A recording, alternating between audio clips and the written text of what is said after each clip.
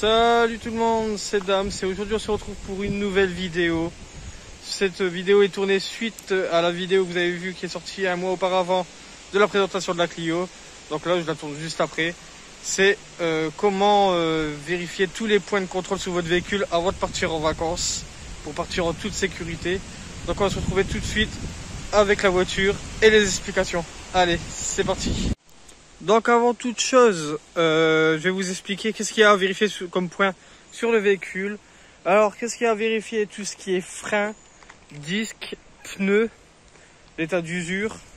Si vous pouvez pas le faire vous-même, allez dans un centre auto. Si vous pouvez le faire vous-même, vous y connaissez, vérifiez. Tout ce qui est lumière du véhicule, voir s'il n'y a rien de cramé, rien qui pourrait gêner un autre automobiliste.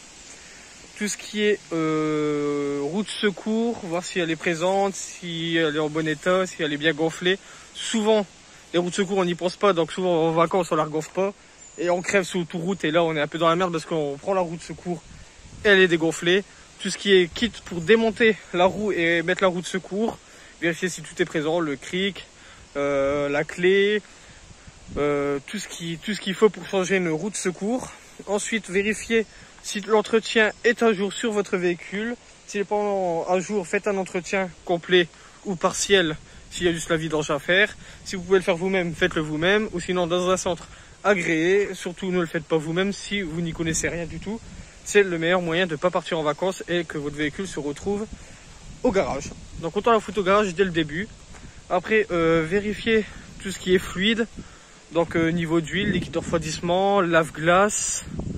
Vérifiez tout ce qui est au niveau du pare-brise, s'il n'y a pas d'éclat qui pourrait gêner la visibilité, ou même un nid de poule et ça casse. Vérifiez la clim si elle donne de l'air frais, si vous partez dans le sud en plein été. Il y a quand même beaucoup de points à regarder, donc on va commencer tout de suite.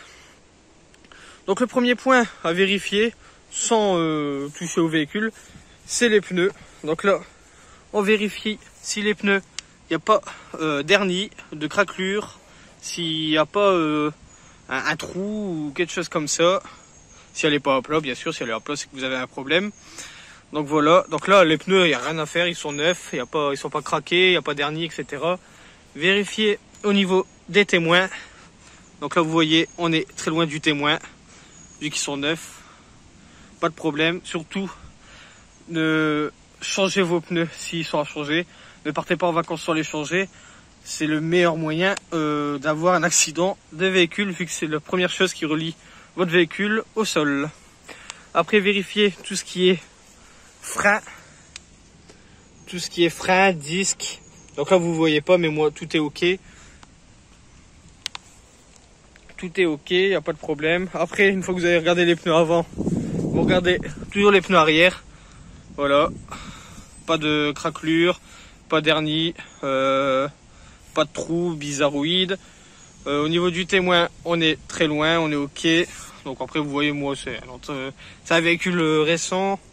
Donc il n'y a pas grand chose à faire par les pneus avant que j'ai fait parce qu'ils étaient KO, c'était encore les pneus d'origine. Et je sais pas ce qu'il avait fait le mec juste avant d'avoir le véhicule avant nous. Mais il devait bien saquer sur la motricité avant parce que les pneus ils étaient à sec alors que l'arrière ils étaient encore neufs. Après, j'ai dû faire aussi un parallélisme. Donc voilà, si votre véhicule roule pas droit, faites un parallélisme, comme ça vous êtes vraiment plus à l'aise quand vous roulez avec votre véhicule. Donc voilà, on vérifie tout ce qui est les 4 pneus. On regarde pas juste un pneu devant, un pneu derrière. On regarde vraiment les 4 pneus. Parce qu'il peut avoir le pneu avant droit peut être usé plus que l'avant gauche si vous avez un problème de parallélisme. Voilà, tout simplement. Ou vous pouvez avoir une crevaison sans le savoir et que quand vous faites le tour de votre véhicule, vous vous dites mince. Le pneu arrière droit, il est à plat, c'est pas normal. Bon, moi après, tout ce qui est voyant s'allume s'il y a un problème de pression. Sur les personnes qui n'ont pas un véhicule avec ce système-là, vaut mieux vérifier que se faire avoir le jour que vous partez en vacances. Ensuite, on va regarder tout ce qui est de roue de secours et le kit pour démonter et remonter une roue de secours en cas de crevaison sous l'autoroute. Donc voilà, donc là vous voyez ma roue de secours, elle est récente, il n'y a pas de problème. Au niveau des traits, on est très loin du témoin. Après, vous vérifiez s'il n'y a pas de craquelure, s'il n'y a pas de dernier, etc. Après, souvent, il faut vérifier aussi la pression des pneus. N'oubliez pas, parce que souvent, les gens oublient de faire la pression des pneus et oublient en fait tout court la roue de secours avant de partir en vacances. Et c'est le meilleur moyen de vous retrouver au bord de la route crevé et quand vous démontrez votre roue de secours, vous vous rendez compte que c'est le caca. Et voilà. Donc là, on va regarder tout de suite le kit pour voir si on l'a pour démonter la roue de secours. Donc voilà, donc j'ai dû tout démonter hors vidéo pour vous montrer. Donc moi, le kit, il est à l'intérieur. On retire ça. Et là, on vérifie le cric, l'attelage de remarquage au cas où que vous tombez vraiment en panne et que vous ne trouvez pas le problème en pleine autoroute. Donc tout ce qui est la clé pour démonter les écrous. Vérifiez si vous avez un écrou anti-vol, que si vous avez des douilles anti-vol, que vous avez l'écrou anti-vol, ce serait un peu bête aussi de l'oublier. Donc moi j'ai tout, il n'y a pas de problème. J'ai la roue de secours en bon état, bien gonflée. J'ai tout ce qui est kit aussi complet. On peut se dire que si on crève, on est tranquille. Après on vérifie tout ce qui est feu. Donc voilà. Tous les feux sont allumés, il n'y a pas de problème. Que ça soit à l'avant et on va aller voir à l'arrière. Donc les rétros les clignotants sur le rétro fonctionnent. Aucun problème aussi. À l'arrière, tout est ok. Donc là, c'est normal qu'il n'est pas allumé. Celui-là, c'est le fait de la marche arrière, mais je ne peux pas vous mettre la marche arrière et vous filmer, sinon c'est très compliqué tout seul. Et après, il y a les feux de frein stop aussi qui sont pas allumés, mais je ne peux pas vous montrer, il faut freiner. Tout ce qui est lumière de plaque, tout est ok. Donc là, sur la route, on n'aura pas de problème. Que ce soit pour notre visibilité à nous et la visibilité des autres usagers quand vous freinez ou quand vous tournez, etc. Pour pas les gêner. Tout simplement. Bon, une fois à l'intérieur, vous vérifiez le fonctionnement de vos essuie-glaces. Donc pas de problème, tout fonctionne. Le lave-glace, pas de problème. Il arrose bien le pare-brise, il n'y a pas de problème aussi. C'est nickel, il n'y a rien à redire. Tout ce qui est climatisation, ça c'est surtout pour votre confort, c'est même pas pour question de sécurité, c'est vraiment pour votre confort.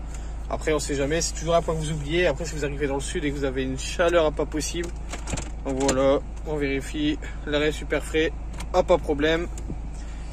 Il n'y a pas de problème du tout. Donc là on va vérifier vraiment le point essentiel, c'est tout ce qui est le moteur. À ne pas négliger, ça, on éviterait quand même une casse moteur, ça serait assez bien. Donc on se retrouve tout de suite au niveau du moteur pour vous expliquer les points à vérifier. Donc une fois au moteur, on vérifie tout ce qui est liquide de refroidissement, s'il est au niveau maxi. Là je le secoue, regardez, on voit bien qu'il se secoue au niveau maxi, pas de problème. Ensuite tout ce qui est lave-glace, si vous n'avez pas, il faudra rajouter. Moi il faut que je rajoute pour partir en vacances. Faut que j'en rajoute parce que c'est toujours mieux d'avoir du lave-glace pour nettoyer votre pare-brise au cas où une grosse flaque de boue qui arrive sur vous ou quelque chose comme ça. C'est mieux pour votre visibilité à vous. Tout ce qui est entretien, donc là moi pas de problème, ça a été entretenu chez Renault. Donc même que ça a été entretenu, toujours vérifier les niveaux avant de partir, on sait jamais, il peut toujours avoir une anomalie de dernière minute. Et tout ce qui est vérification du niveau d'huile.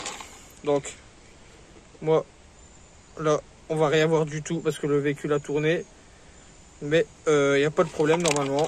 Je vais vous refaire une juste après quand la voiture elle sera froide et qu'on verra bien le niveau. Donc à vérifier liquide de refroidissement, liquide lave-glace, tout ce qui est huile et liquide de frein aussi à vérifier, surtout à pas oublier, ça éviterait, voilà, pas de problème, niveau maxi aussi.